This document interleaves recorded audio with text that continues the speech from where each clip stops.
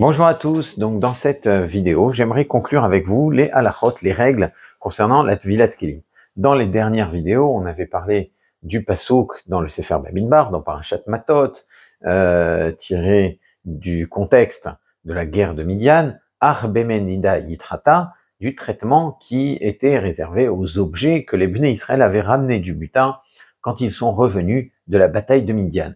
Et on avait dit que les Chachamim, les sages, avaient déduit de ce pasouk, Ar Bemenida Yitrata, que les objets, certains objets du butin, c'est des objets en tout cas qui servaient aux aliments, devraient être trempés dans un mikvé dans la mesure où ils rentrent à présent dans le domaine du juif. On avait expliqué que ça ressemblait un petit peu à l'immersion de la conversion.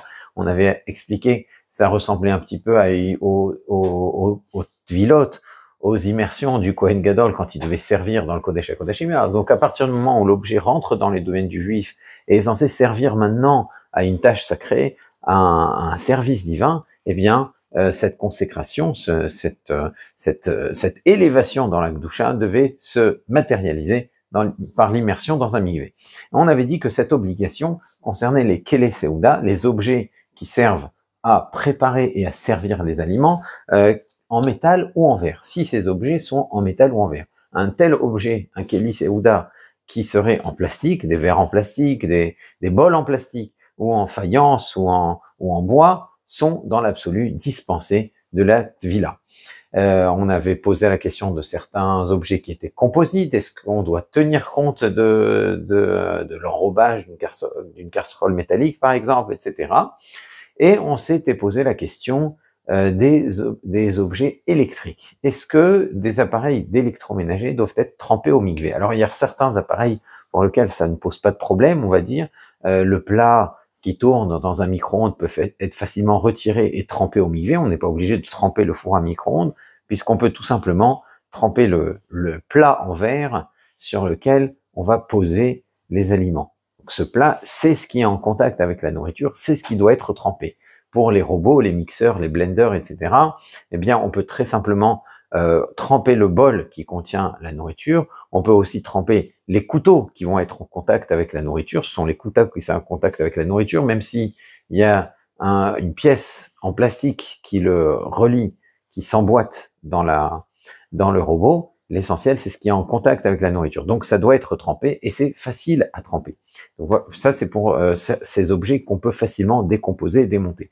Mais il y a des appareils électroménagers comme des bouilloires, les grippins, les croque-monsieur, qu'on peut pas démonter si facilement. Alors, si le croque-monsieur, vous pouvez retirer les plaques et tremper les plaques, tout va bien. C'est facile, vous trempez les plaques au mikvé, c'est ce qui est en contact avec la nourriture, ça ne pose pas de problème.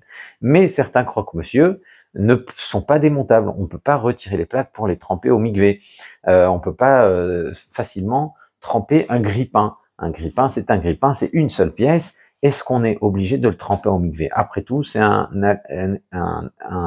objet qui sert à préparer de la nourriture, a priori. Ce qui est en contact avec la nourriture, ce sont des pièces métalliques qui sont là justement pour tenir le pain pendant qu'il est en train de chauffer, pendant qu'il est en train de griller.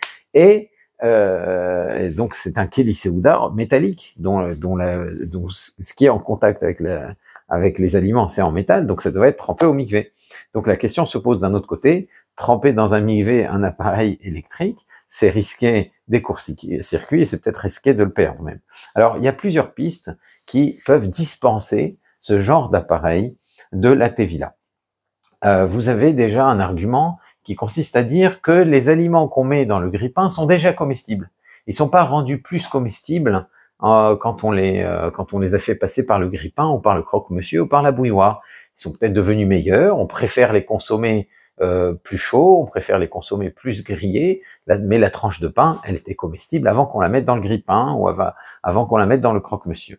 Et de plus, on va pas servir avec un croque-monsieur, on va pas servir avec un grille-pain. On va d'abord retirer l'aliment qui s'est un peu réchauffé, et ensuite on va le servir. Donc, c'est pas un Keli Seuda à proprement parler, puisqu'il ne sert ni à rendre l'aliment comestible, ni à servir l'aliment à table. Donc, on pourrait dire que ce n'est pas vraiment un Keli Seuda. Bon, c'est un argument que j'ai du mal à comprendre, mais c'est ce que j'ai trouvé dans les poskim. Il y a un autre argument qu'il me semble avoir lu dans une tchouva du Rav Ben Sion Abba Shaul. J'ai essayé de la retrouver mais j'ai eu du mal à retrouver la référence de cette chouva du Rav Ben Sion. Si vous arrivez à les retrouver, je vous remercie de me faire part de la référence, mais il avançait comme argument le fait que ces objets-là, ces appareils, ne peuvent fonctionner que s'ils sont branchés sur le secteur. Or, quand l'appareil est branché sur le secteur, on peut dire qu'il est attaché à l'immobilier. Il est mechoubar la karka. Il est mechoubar la karka et c'est plus un keli à proprement parler. Un keli, c'est quoi? C'est un objet meuble. C'est un bien meuble. Un bien qui se déplace. C'est ce qu'on appelle un métaltel. Un métaltel, un objet meuble, peut devenir impur, peut se purifier dans un mikvé. Il est lié à ce qu'on appelle la Torah mikvé. La notion de mikvé, de purification, est liée aux règles de pureté et d'impureté. Alors même si cette vilat kelim qu'on effectue quand on trempe les objets au mikvé, quand on les acquiert, n'a rien à voir la pureté et l'impureté, ils sont pas impurs, on les rend purs, c'est pas exactement ça, on les consacre, certes, mais la notion d'immerger un objet dans un mikvé pour le réparer, c'est lié quand même à, puisqu'on parle d'un mikvé, on ne peut l'appliquer que sur des objets qui rentrent dans la catégorie d'objets qui peuvent devenir impurs et peuvent se purifier dans un mikvé. Donc, si c'est un objet qui est pas mechoubar la karka, c'est une assiette, une table, etc., ce genre de choses, même une table, à l'époque de la Mishnah, on parlait de tremper des tables dans les mikvaot, parce que ce sont des biens meubles, et a fortiori des assiettes, des couverts, etc., tout ça peut devenir impur et peut redevenir pur quand on les trempe à nouveau au mikvé. Donc, les biens meubles, qui ne sont pas mechoubar la karka, sont liés à cette immersion dans un mikvé. Mais, un grille-pain qui ne fonctionne que quand il est attaché mechoubar la karka, quand il est branché sur le secteur, lui peut être considéré comme quelque chose qui fait partie de l'immobilier, il fait partie de la maison, il fonctionne pas s'il n'est pas branché. Alors il fonctionne pas s'il n'est pas branché. Je parle pas bien sûr d'un niveau juridique, c'est un bien meuble. C'est certes, c'est un bien meuble, mais son fonctionnement est conditionné au fait qu'il soit attaché il soit relié au secteur. Donc, on peut dire qu'alariquement concernant les lois de pureté et d'impureté et de façon indirecte, conséquemment, concernant notre mitzvah de Tvilat Kelim, eh bien, il n'est pas lié, il n'est pas concerné par la Tvilat Kelim. Tandis que les assiettes, eux, fonctionnent, entre guillemets, sans avoir besoin d'être liés au sol. On peut déposer des aliments dedans sans les brancher. Par conséquent, il y a une notion de Tvilat Kelim. Donc ça, c'était un argument du Or Letzion. Alors c'est en s'appuyant sur ces arguments-là, par exemple, que le Rav Moshe Feinstein, le Rav Ovadia Yosef vont dire que Me'aikar Adin, selon la stricte halakha, on n'est pas obligé de tremper des grille-pains, des croque-monsieur ou des bouilloires au mikvé. D'accord. Mais Me'aikar Adin, on est dispensé. Alors maintenant, concernant le deuxième argument, c'est quand même assez intéressant. Vous avez un Pitrei Tshuva qui est rapporté dans le Shulchan Aruch, dans le Shulchan Aruch Yoredea, Siman Kufraf, qui rapporte le cas de grandes cuves métalliques qui servaient à préparer la bière. Or, pour utiliser ces grandes cuves métalliques, on les fixait au sol. Il tranche que malgré tout, ces grandes cuves métalliques restent des kélim. Donc soit tu les trempes au mikvé, soit tu trouves une autre solution. On va voir qu'il y a d'autres solutions qui existent pour pouvoir les utiliser. Mais si un juif acquiert ces grandes cuves, eh bien il peut pas les utiliser sans les avoir trempées au mikvé ou sans avoir effectué une des autres solutions qui existent. Et dans l'absolu, on peut pas les utiliser sans immersion dans un mikvé. Pourtant, on les utilise quand les ayant fixés au sol. Par conséquent, ça détruit un petit peu l'argument concernant le grille-pain et concernant le croque-monsieur. Après tout, si des cuves qui sont fixées au sol de façon quasi définitive, eh bien, ne sont pas appelées mechoubar la karka et doivent être trempées au mikvé, alors c'est pas une petite fiche branchée sur le secteur qui va rendre un croque-monsieur mechoubar la karka et qui va le dispenser de l'immersion dans un mikvé. A priori, si on s'en tient à ce qui est rapporté dans le Pitrei Tshuva par le Chochmat Adam sans contradicteur, l'argument ne passe pas. Alors on peut dire que la cuve est quand même différente, parce que la cuve, elle peut être utilisée sans qu'on la fixe au sol. On peut quand même déposer des aliments dedans. Elle a quand même un statut de cuve, tandis qu'un grille-pain qu'on ne brancherait pas, n'a aucune utilité. Ça ne sert strictement à rien tant que tu le branches pas. Donc c'est pas exactement la même chose. Néanmoins, le Rav Shlomo Zalman Auerbach et d'autres poskim penchent plutôt dans le sens de l'obligation et vont dire que nos grippins et nos croque-monsieur ressemblent plus à la cuve du Chochma d'Adam qu'à autre chose, et qu'à quelque chose qui est mechoubar la karka, qu'à de l'immobilier, et par conséquent sont concernés par la Tvilat Kelim. Alors qu'est-ce qu'on doit faire? Alors qu'est-ce qu'on doit faire pour ces appareils-là? Si on suit le Rav Shlomo Zalman Auerbach, et c'est idéalement la position qui serait préférable, eh bien on trempe l'appareil dans le mikvé. Alors évidemment, il y a de quoi avoir peur d'abîmer l'appareil. On peut avoir peur du court-circuit. Évidemment, si on trempe cet appareil, on ne va pas l'utiliser immédiatement. On doit attendre quelques jours, 3 jours, de façon à être sûr que l'appareil est entièrement sec, y compris les circuits internes, et on pourra alors l'utiliser en étant sûr de ne pas provoquer de court-circuit et qu'il ne soit pas abîmé. Donc pour les courageux, on peut se sortir du doute en les trempant sans bracha, bien sûr, puisqu'il y a quand même une incertitude qui demeure. On peut aussi avoir recours à un autre subterfuge. Alors même si les décisionnaires n'aiment pas trop ce subterfuge-là, ils disent que c'est un subterfuge, c'est le Rashbatz, il me semble, qui condamne cette façon de faire. Il trouve que c'est ce qu'on appelle une harama, c'est un subterfuge, c'est ça, c'est un contournement de la loi qui n'est pas louable. Et dans notre cas où justement de toute façon il y a matière à débat, on peut ajouter ce subterfuge. On pourrait par exemple donner l'appareil à un non-juif de ses connaissances et lui demander est-ce que tu me laisses l'utiliser? C'est à toi, le grille-pain est à toi, le croque-monsieur est à toi, mais est-ce que tu me laisses l'utiliser, est-ce que tu me le prêtes?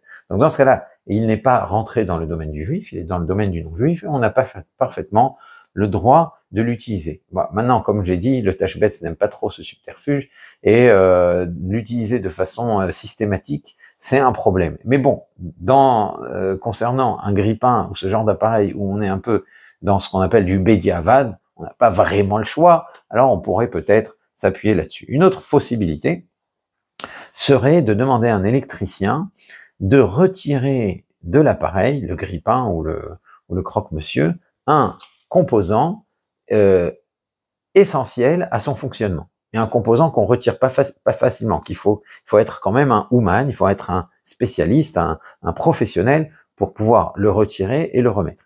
Donc, étant donné que cet électricien va retirer de l'objet cet élément, l'appareil n'est plus fonctionnel. Il n'est plus fonctionnel, il n'existe plus, il est cassé, il est brisé.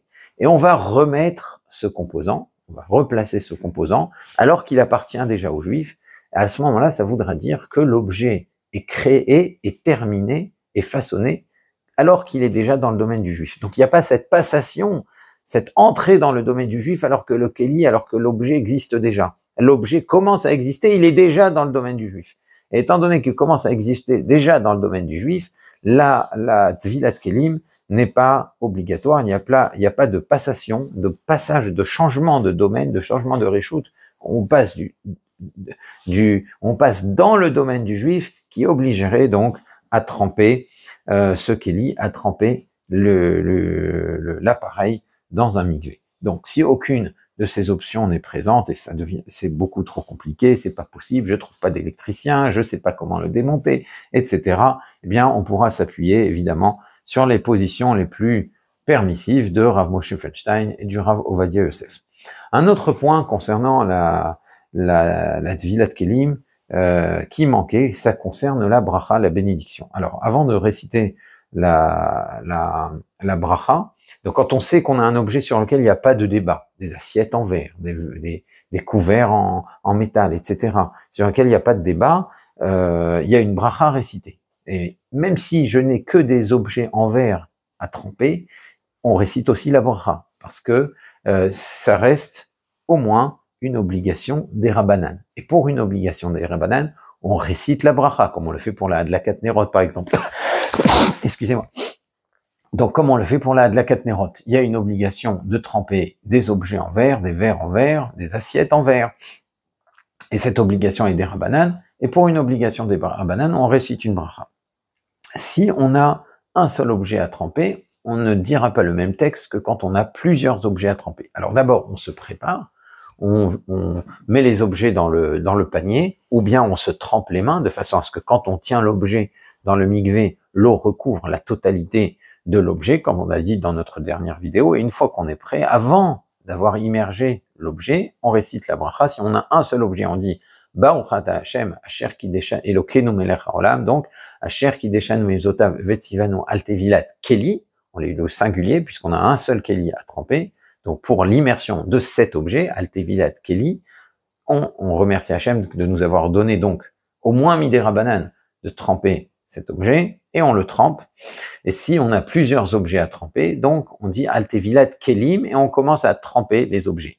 On ne s'interrompt pas entre la bracha et l'immersion. On ne doit pas s'interrompre.